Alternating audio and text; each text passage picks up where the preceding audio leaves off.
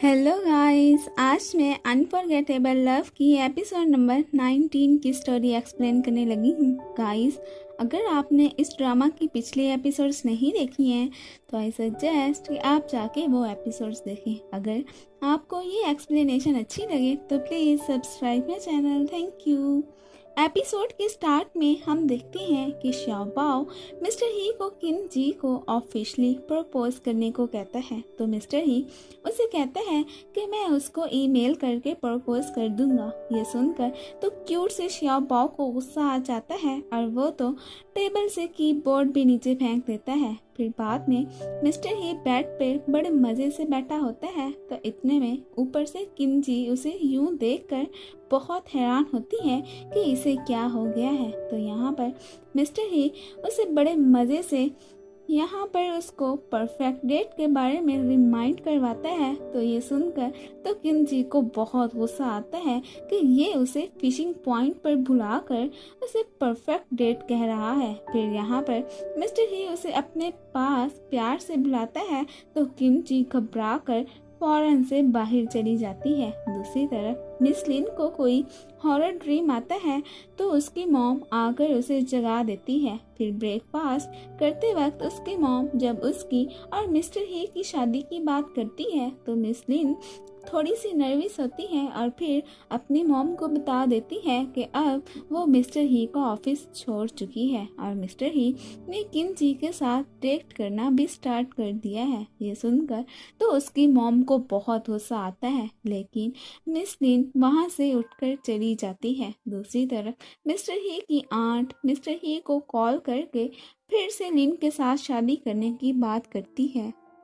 तो मिस्टर ही तो उसकी बात सुने बगैर ही कॉल डिस्कनेक्ट कर देता है। किंजी भी मिस्टर ही की आंट की बातें वहां खड़ी सुन रही होती है। फिर नेक्स्ट सीन में हम देखते हैं कि मिस्टर ही की आंट और किंजी एक रेस्टोरेंट में बैठी होती हैं। यहाँ पर मिस्टर ही की आंट फिर से उसे क्रिटिसाइज करती है और साथ में उसे मिस्टर ही को छोड़ने की भी बात करती है। तो किंजी आंट को समझाने की कोशिश करती है कि पैसा ही हर चीज़ नहीं होती। अगर मिस्टर ही अपनी लाइफ को अब अपनी मर्जी से गुजारना चाहता है तो उसे गुजारने दो, लेकिन मजाल है जो आंट उसकी कोई भी बात पर तवज्जो देती। यहाँ पर तो किंजी उसे सेल्फिश भी कह देती है और कहना भी चाहिए था। तो आंट किंजी को कुछ कहने ही वाली होती है तो इतने में ऊपर से मिस्टर ही भी वहाँ पर आ जाता है और वो अपनी आंट को किंजी को यूं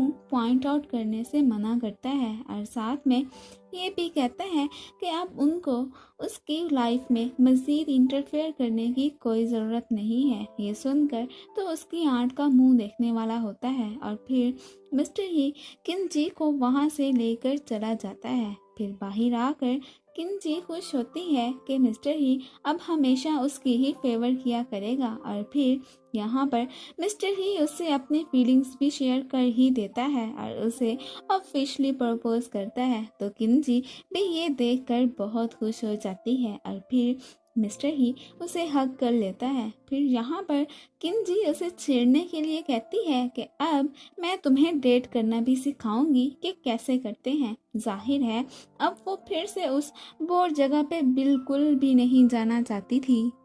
रात को उधर निंग के पास मिस लिन आती है और उसे कोई मेडिसिन लेने की बात करती है और फिर उसे वो मेडिसिन नेक्स्ट डे लेने का कहकर वहाँ से चली जाती है। फिर नेक्स्ट डे वो खुद को कवर करके निंग के क्लिनिक मेडिसिन लेने गई खड़ी होती है ताकि कोई उसे देख ना ले। फिर यहाँ पर निंग उसे साइकोलॉजिकल ट्रीटमेंट करवाने का कहता है, लेकिन वो तो बस अपनी मेडिसिन लेकर वहाँ से चली जाती है। मीन के मिस लिन के साथ कोई साइकोलॉजिकल प्रॉब्लम तो ज़रूर थी। फिर नेक्स्ट डे मिस्टर ही xiao आन रो और उसकी दूसरी फ्रेंड्स को बुलाकर उनको किंजी और अपने रिलेशन के बारे में बताता है। फिर यहाँ पर वो लोग उन दोनों को ट्रूथ और डेयर का खेल खेलने को कहते हैं। तो यहाँ पर मिस्टर ही किंजी से पूछता है कि तुमने मुझे लाइक करना कब से स्टार्ट किया था। तो वो भी आगे से स्माइल करके कह देती है कि जब तुमने लाइक करना स्टार्ट किया था तभी मैंने भी कर दिया था। और फिर यहाँ पर वो लोग उन दोनों को चिप्स का एक टुकड़ा देकर इसे चंद सेकंड्स में ही ख़त्म करने का कहते हैं। रो और श्याओ आन उनको यूं इकट्ठा देखकर हसरत भरी निगाहों से देखती रहती हैं। फिर बाद में किंजी इतनी ड्रंक होती है कि मिस्टर ही को उसे वहाँ से उठा कर ले जाना पड़ता है और फिर किंजी यहाँ पर उसे किस भी करती है। फिर रात को किंजी मिस्टर ही से उसकी आंट को इम्प्रेस करने का कोई तरीका पूछती है तो वो उसे बताता है कि मेरी आंट को गोल्फ खेलना बहुत पसंद है।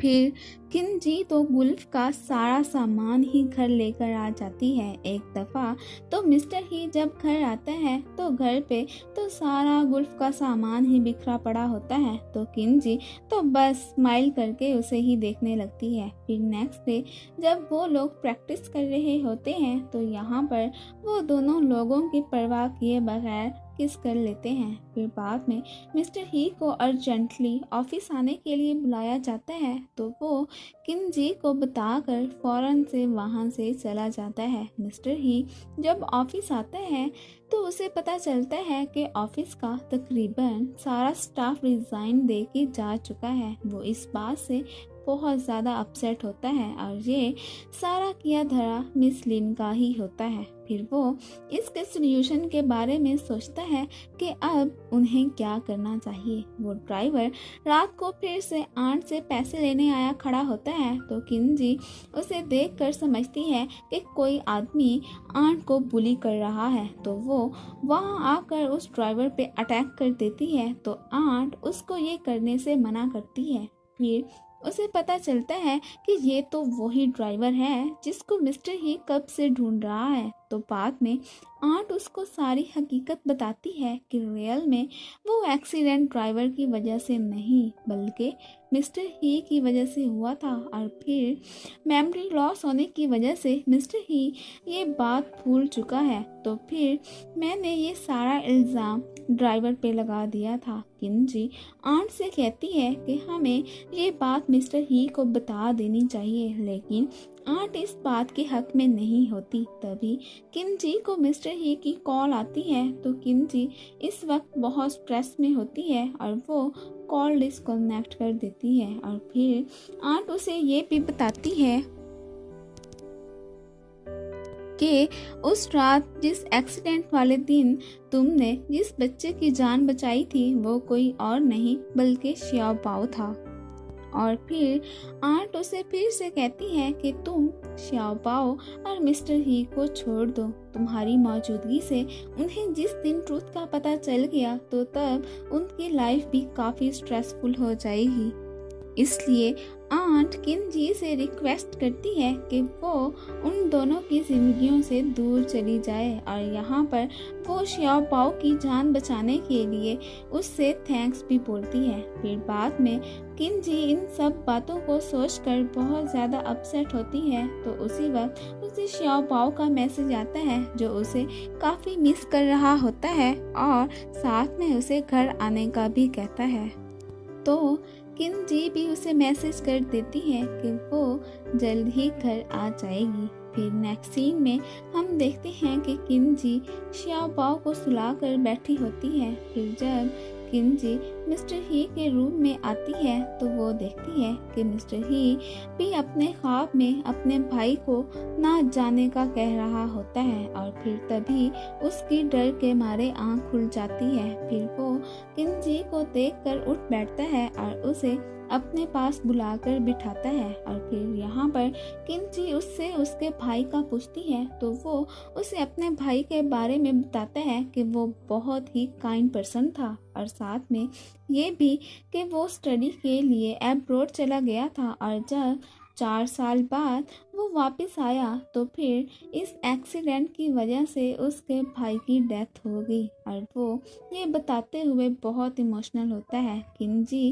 भी ये सुनकर काफ़ी सैड हो जाती है और फिर यहाँ पर वो किंजी को उस बैक साइड वाली गर्ल की ड्राइंग दिखाता है। किंजी को तो पता चल जाता है कि ये ड्राइंग तो उसी की ही है और इसका मतलब वही उसके ड्रीम्स में आती है।